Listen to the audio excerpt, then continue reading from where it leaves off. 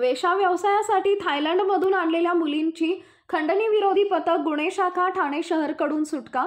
ठाणे शहर परिसरात थायलंड देशातील महिलांना वेश्यागमनासाठी तयार करून चांगल्या आर्थिक प्राप्तीचा आमिष दाखवून परदेशातून बोलावून घेऊन त्यांच्याकडून Sitara lodging and boarding section 17 Ulhasnagar 3 इथं वेश्या व्यवसाय करून घेत असल्याची बातमी खंडणी विरोधी पथकास मिळाली होती। सदर बातमीच्या आधारे खंडणी विरोधी पथकाने Sitara lodging and boarding section 17 Ulhasnagar 3 इथं बनावट ग्राहक पाठवून छापा घातला असता सदर लॉजमध्ये मॅनेजर कुलदीप उर्फ पंकज जयराम सिंग वय वर्ष 37 राहणार Sitara lodging and boarding section number 17 Ulhasnagar number 3 याच्यासह 4 कामगारांना ताब्यात घेऊन 15 महिलांची सुटका करण्यात आली आहे। या कारवाई दरम्यान नमूद लॉजमधून 5,27,000 रुपये रोख व साधने जप्त करण्यात आली आहेत। तर सदर लॉजिंग व बोर्डिंगचे मॅनेजर व तिथं काम करणारे 4 कामगार यांच्या विरुद्ध मध्यवर्ती पोलीस स्टेशन इथं गुन्हा दाखल करण्यात आला आहे। एक 15 मुली आणून काही वेश्या व्यवसाय उल्हासनगर येथील hotel Sitara lodging and boarding येथे उल्हासनगर येथे चालू आहे।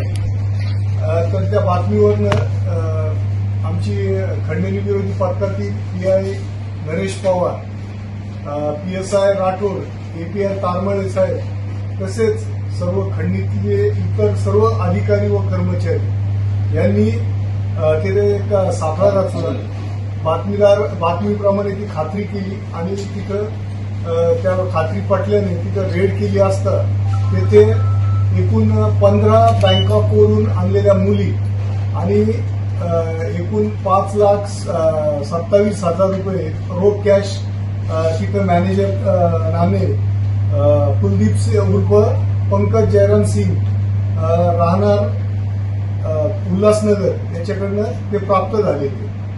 तर यामध्ये तिथला मॅनेजर व तिथले 3 काम करणाऱ्या लोकांना अटक केलेली आहे आणि इतर जे काही अजून म्हणजे ज्या हॉटेलचे मालक कोण आहे, या मुलींना कुणी आणलं, हा सर्व तपास आता या प्रक्रियेनंतर सुरू होणार आहे। सदरची कारवाई माननीय पोलीस आयुक्त श्री डुमरे सर यांच्या मार्गदर्शनाखाली तसेच आमचे joint CP Chavan sir, additional CP Shri Ugale साहेब व DCP साहेब पाटील साहेब यांच्या मार्गदर्शनाखाली सदरची कारवाई पार पडली। टोटल थायलंडच्या मुली आहे या सर्व।